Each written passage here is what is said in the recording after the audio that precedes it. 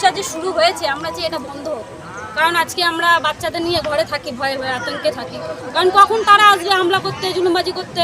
কারা এই তৃণমূলের লোকরা। পুলিশকে জানিয়েছিলেন? পুলিশ প্রশাসন সবই জানে, সব কিছু জানে, তারা দেখছে, বলছে।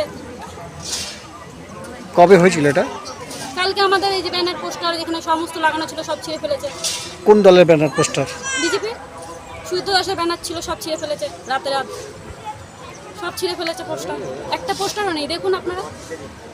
কারা ছিঁড়েছে? তৃণমূলের লোক। আবার তারাই নাকি উল্টো বলছে যে আমাদের নাকি ছেলেপেলেরা তাদের বাড়িতে গিয়ে হুমকি করছে, থ্রেট করছে, কিন্তু তারাই আবার শয়ে শয়ে লোক এনে মাঠ ভর্তি করছে, আমাদের লোককে ভয় দেখাচ্ছে। তাহলে এগুলো কোথাকার রাজনীতি? পুলিশকে জানিয়েছেন? হ্যাঁ, প্রশাসন সবই জানে, প্রশাসন ছিলেন, তারা সব মানে থামিয়েছে, হেল্প করছে, প্রশাসন আশ্বাস দিয়েছে। কি চান আপনি? কি চাই? আমরা শান্তি চাই, আমাদের স্বামীরা ঘরে থাকুক, সন্তান নিয়ে আমরা ভালো থাকি, সেটাই চাই। শান্তিপূর্ণ ভোট হোক, আর কি চাই? আপনার নাম? আমার নাম পূজা মিত্র। বলবো যে গণতন্ত্র অধিকার সবার আছে, সব মানুষের আছে। তাহলে সেই গণতন্ত্র লড়াইটা যদি এইভাবে এই গুন্ডামির মধ্যে হয় সেটা তো ঠিক না। আমি দু দলের কথাই বলবো, ওরা সুন্দর করে করুক না লড়াইটা, তারপরে যা হবে 4 তারিখে রেজাল্ট তো একটা হবেই, সেই যে দল জিতবে সেই দলই থাকবে।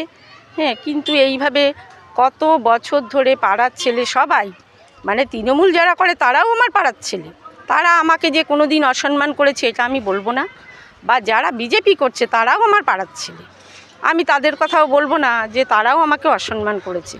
কিন্তু আমি চাই পাড়াটা একটু সুস্থ সুন্দর থাকুক, ভালো হয়ে উঠুক। প্রত্যেকটা বাচ্চা আছে, বাচ্চাগুলো কি শিখবে? এই যদি সবসময় এই রাজনৈতিক লড়াই থেকে থাকে, বাচ্চাগুলো তো কোনো কিছু শিখতেই পারবে না। ওরা ছোট থেকে শিখবে যে আমাদের লড়াই করতে হবে, মারধর করতে হবে, আমাদের শিক্ষা থাকবে না।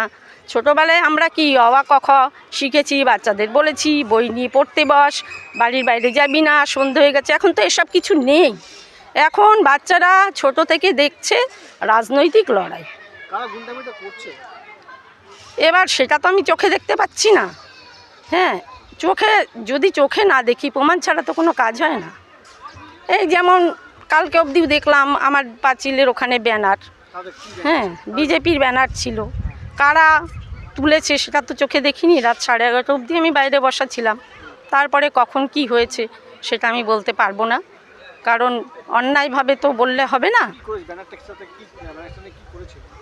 ব্যানারটা দেখছি সকালবেলা ঘুম থেকে উঠে দেখছি নেই। হ্যাঁ, তুলে ফেলা হয়েছে। এখন কারা করতে পারে এটা তো চোখে না দেখে বলতে পারবো না। আমরা চাই শান্তি, আমরা শান্তি চাই, সুষ্ঠুভাবে বাস করতে চাই। হ্যাঁ, এই রকম লড়াই আমরা চাই না। যা হবে 4 তারিখের পরে দেখা যাবে। খেলতে গেলে তো হার জিত আছেই, সেই ফুটবল হোক, ক্রিকেট হোক, আর রাজনৈতিক দল হোক, সেই হার জিতটা সেটা সুষ্ঠুভাবেই হোক না। আমরা খেলা ধৈর্য ধরে দেখি, ক্রিকেট খেলা, ফুটবল খেলা আমরা তো ধৈর্য ধরে দেখি। তারপরে যে দেশ যেতে যেতে যে হারে তার জন্য তো তাদের মধ্যে মারামারি, দলাদলি এগুলো তো হয় না। তা আমরা সেটাই চাই যে আমাদের পাড়াটা সুন্দরভাবে সুস্থভাবে থাকুক। আমার নাম আলপনা সাহা। আমার বাড়ি রবীন্দ্রপল্লীতে, 23 নম্বর ওয়ার্ড, কাঁচরাপাড়া পৌরসভা।